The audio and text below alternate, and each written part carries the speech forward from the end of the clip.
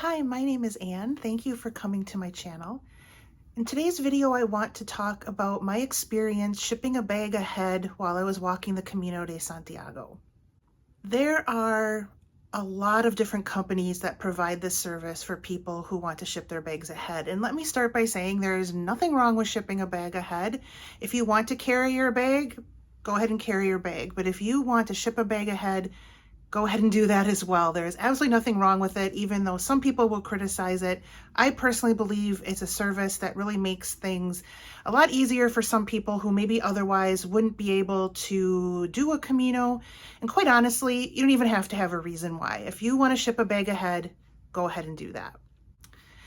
As I said, there are a number of companies that provide this service, and because there is such competition, it seems to me from what I heard that pretty much any company you pick, if it's one that is one of the fairly mainstream companies, you're going to have a good experience with it. I'm going to talk about the company I chose, which is the Spanish post office Correos. I had planned from the beginning that I was going to ship my bag from start to finish. You don't have to do it that way though. You can choose on a day-to-day basis that you want to ship your bag. You don't have to set the whole thing up in advance. You can just do it as you go based on your own needs. But I knew that I was going to want to ship a bag ahead. The reason I chose Correos was because of the way that it prices things compared to other companies. From what I could tell, most companies charged by the day. So I think it was around €7-ish a day to ship a bag with most companies.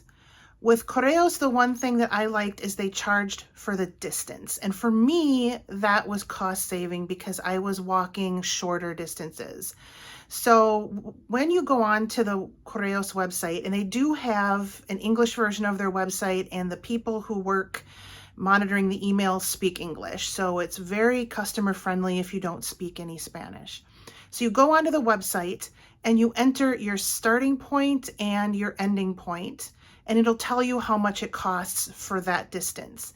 So for me, it ended up being about €5 a day instead of about €7 a day, again, because I was walking shorter distances.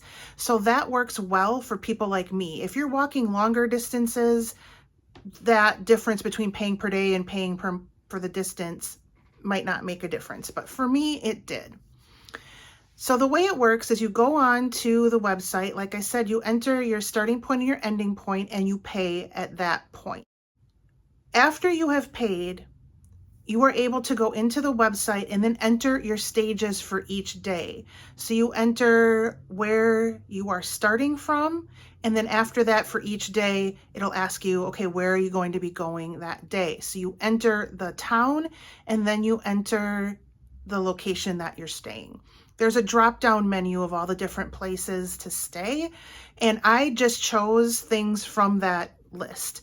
If it's not on the list, that doesn't mean that you can't use their service. There's just a little extra legwork you have to do to make sure that there's someone there to receive your bag once it comes. I just didn't want to be bothered with that, so I made sure to use things that were already on their list. That means those are places they have a relationship with, and they know how to get your bag into the facility where you're staying. So you do that for every single day, including your rest days. You enter all that in, and then you're done. Now, you don't have to know your entire plan in advance. As long as you know your start and your finish, you can go in every single day, and as long as you do that by 8 p.m. for the next day, you can do it as you go. So if you're not someone like me who had everything pre-booked, you still can use this service in the same way. You just have to remember to go in each day and enter your location for the next day. So once you've entered your locations, if you're like me and you have everything pre-planned, and it will generate essentially a luggage tag. It's the size of about half a sheet of paper that lists all of the destinations on it. So for me, I think there was 4 different sheets of those because I think there was 10 on a sheet. And then I would just cross off each one as I stayed there, so that the first one listed that wasn't crossed off was the place that I was going next. And I put that into a plastic sleeve that I attached to my bag with a carabiner. So it's just paper, so you want to find some way to protect it. So the plastic sleeve that I found was the way that I chose to do it. If you don't have everything pre-planned in advance, they also have blank sheets like that you can print out and then just handwrite in where you're going on a day-to-day basis. So then the way it works is each morning by 8 a.m., you have to have your bag in a designated spot. Generally, I found that is wherever you found your bag when you got there is where you're going to leave it. So I stayed in private accommodations the whole entire way. Sometimes I left it in my room. Sometimes there was a place in the lobby to put it. And if I didn't know, I would ask. But usually, like I said, it is just wherever you found it when you got there.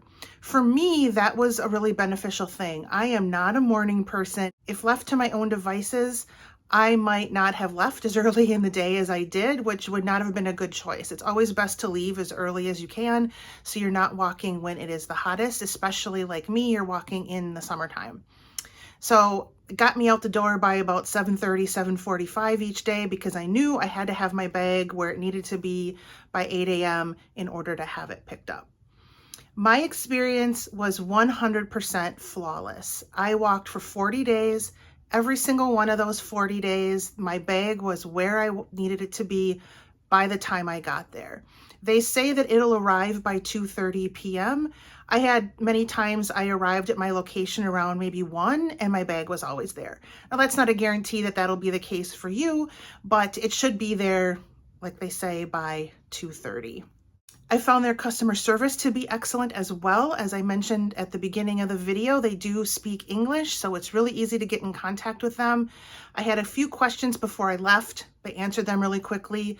And while I was walking, I had an injury that meant I had to readjust a couple of my stays. And I was having difficulty doing that on the website, so I just emailed them and they had it all straightened out within a couple of hours. So it was super convenient to get a hold of them.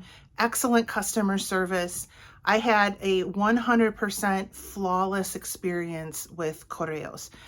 Now, they're human beings, so that doesn't mean every single person has a 100% flawless experience, but for me, it was wonderful. I would use them again. I would recommend them to anyone, but I do believe that pretty much any service you use is probably going to be a good one. I don't think they'd be able to stay in business if they weren't because of all of the competition. So that's the process of shipping your bag ahead while you're walking the Camino de Santiago. If you have any further questions about that, I'd be happy to answer them. If you use a different service than Correos when you walk the Camino and you want to promote them, please do. I would love to see other options that are out there as well. But for me, Correos was the best choice. So thank you for watching this video. I hope you found it interesting. I'll see you in the next one.